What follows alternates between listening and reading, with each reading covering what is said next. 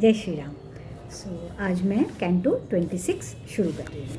26 में क्या होता है? Shri Ram kills Tataka. Hearing the utterance of the sage Vishwamitra, which was anything but cowardly, Prince Ram, a scion of Raghu, firm of resolve as he was, replied as follows with folded hands. In the midst of other elders at Ayodhya, I was instructed by my high-souled father, King Dashrath, in the following words. In pursuance of the instructions of your father, conveyed in his actual words and out of respect for your father's words, the command of Vishwamitra, a scion of Kusha, must be carried out by you without any scruple. His admonition, therefore, should on no account be ignored by me. Having heard the aforesaid exhortation of my father and in obedience to the command of an exponent of the Vedas in you, I shall accordingly discharge my foremost duty in the form of killing the ogress Tataka. There is no doubt about it. For the purpose of doing good to the cows and the Brahmanas and in the interest of this region as well as in your own interest, in the shape of your gratification, I am prepared to do your bidding, possessed as you are of immeasurable glory. Saying so and clenching his left fist around the middle of his bow, Sri Ram, who was capable of taming his enemy, produced a sharp twang, making the quarters resound with loud reverberations. The dwellers in the forest, haunted by Tataka, viz., the followers of Tataka, were terrified by that sound, while Tataka, who was stunned in the first instance by that sound, got terribly enraged. The ogress was overwhelmed with wrath on hearing that sound, and having heard it, rushed angrily in the direction whence the sound had emanated. Seeing her enraged and deformed with misshapen countenance and monstrous in size, the celebrated Sri Ram, a scion of Raghu, addressed Lakshman as follows. Behold, O Lakshman, the formidable and fearful body of the Yaksha woman. The hearts of the timorous will break at her very sight. See how I put her to flight today. Once she has been deprived of her ears and the tip of her nose, even though she is difficult to subdue and equipped with the power of Maya, that is, conjuring tricks. I do not really feel inclined to kill her, protected as she is by her womanhood. Let me put an end to her prowess, capacity to worst others, as well as to her power of motion by depriving her of her hands and feet and thereby rendering her incapable of further devastation. Such indeed is my resolve. Even while Sri Ram was speaking thus to Lakshman, Tataka, overwhelmed with anger, rushed towards Ram himself, lifting up her arms and roaring, threatening her with the sound of hum. The Brahman sage Vishwamitra, however, exclaimed, saying, Good luck to the two scions of Raghu, and further raised a shout of victory. Raising plentiful dust, the said Tataka perplexed both the scions of Raghu with a huge cloud of dust for an hour or so. Then, failing back upon conjuring tricks, she covered the two scions of Raghu with a tremendous shower of rocks. Thereupon, Sri Ram, a scion of Raghu, flew into a rage.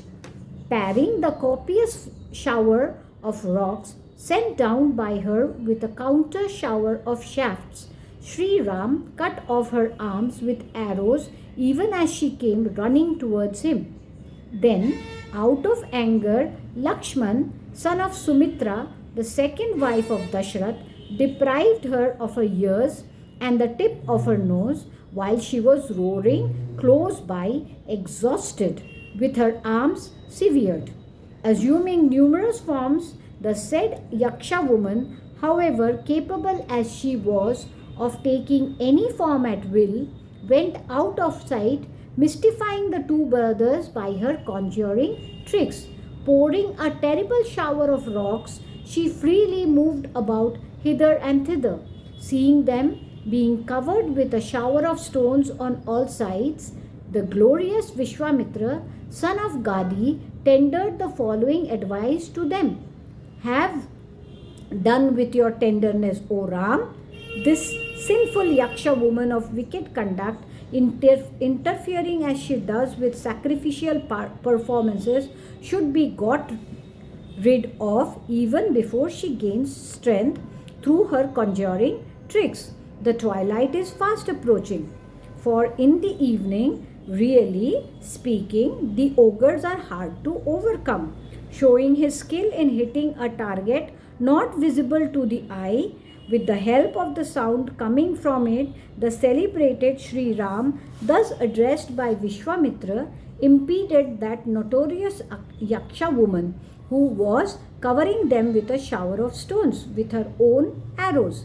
Intercepted with a network of arrows, the ogress, equipped as she was with the power of conjuring tricks, ran roaring towards Sri Ram, a scion of Kukushtha and Lakshman. The Sri Ram hit her in the breast with a shaft as she came rushing like a thunderbolt discharged with force by Indra, with the result that she fell down dead. Seeing her so terrible of aspect dead, Indra, the ruler of God as well as other gods, applauded Sri Ram, a scion of Kukushtha, saying, "Well done, bravo!" Highly pleased, the thousand-eyed Indra, the demolisher of strongholds as well as all gods, extremely delighted, presently said to Vishwamitra as follows: May God betide you, O Vishwamitra, a scion of Kusha. All the hosts of God, including Indra, their ruler, stand gratified with this feat. Please show your affection towards Sri Ram, a scion of Raghu. Impart to Sri Ram the knowledge of the missiles presided over by the sons of Shraswa, a lord of created beings, possessed of unfailing prowess and wielding great might acquired through austerities. He is worthy of receiving your favor and is devoted to your service, O holy Brahman. Accomplished by the Prince Sri Ram,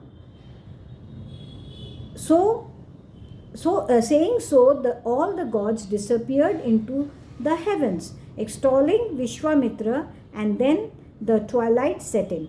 Lovingly smelling the crown of the head of Sri Ram, Vishwamitra, the foremost of hermits, who felt consoled by the death of Tathaka, then addressed the following words to Sri Ram: Let us spend this night here, O good-looking Ram. Next morning at sunrise, we shall proceed to the site of my well-known hermitage.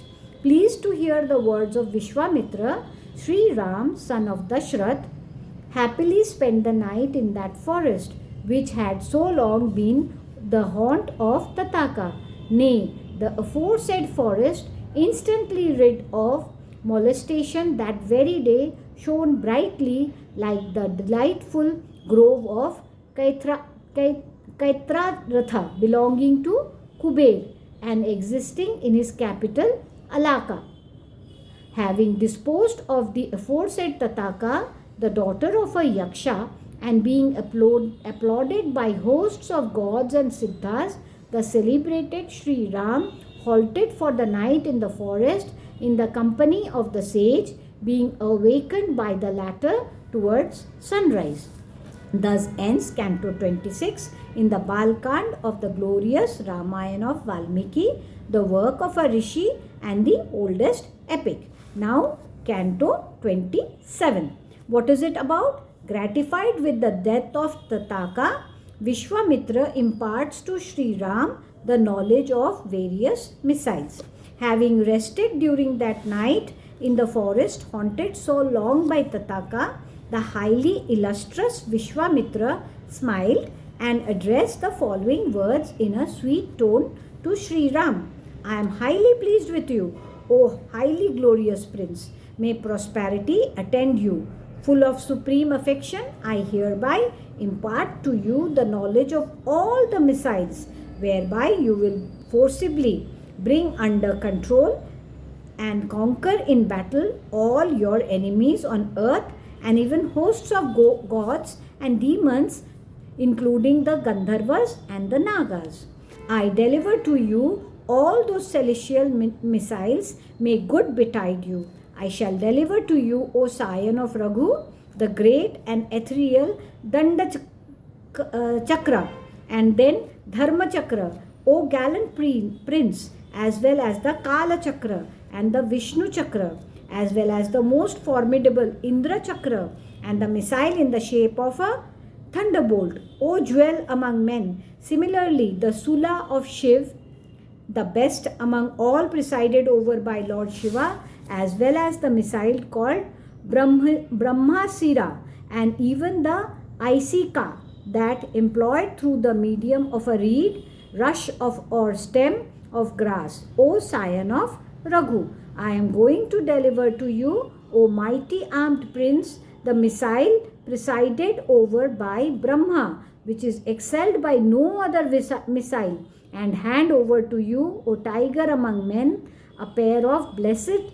maces, Modaki and Shikari by name, shining brightly. O scion of Kukushta, I also deliver to you, O Ram, the noose possessed by Dharma, the god of piety, as well as that wielded by Kala, the time spirit, and the superb missile in the form of the noose employed by Varun, the god presiding over waters. I further deliver to you, O scion of Raghu, a pair of asanis, one dry and the other moist.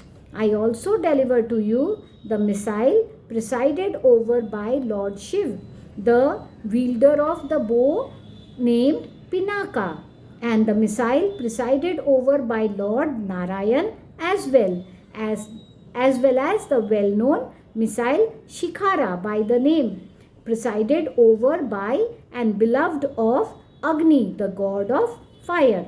I further deliver to you, O sinless one, the missile par excellence presided over by the wind god, the missile named Hayasiras, presided over by Lord Hayagriva, who bears the head of a horse, as well as the missile called Kronka.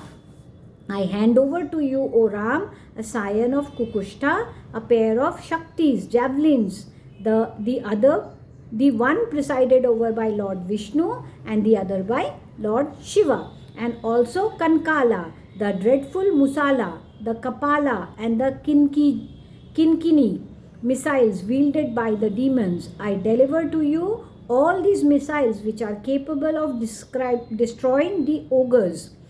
I hand over to you, O mighty armed son of Dashrath, a jewel among men, a great missile used by Vidyadharas, viz. The well-known excellent sword, Nandana by name. I further deliver to you, O scion of Raghu, the celebrated missile beloved by the Gandharvas, Mohana by name, so called because it is capable of stupefying the enemy.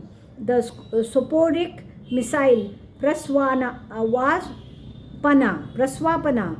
the gentle missile, Prasamana, which possesses the virtue of pacifying the anger of enemy, as well as the missiles Varsana, Sosana, Santapana, and Vilapana, which possesses the virtue of discharging showers, sucking up moisture, releasing excessive heat, and making the enemy wail respectively, as well as the formidable missile Madana, which inebriates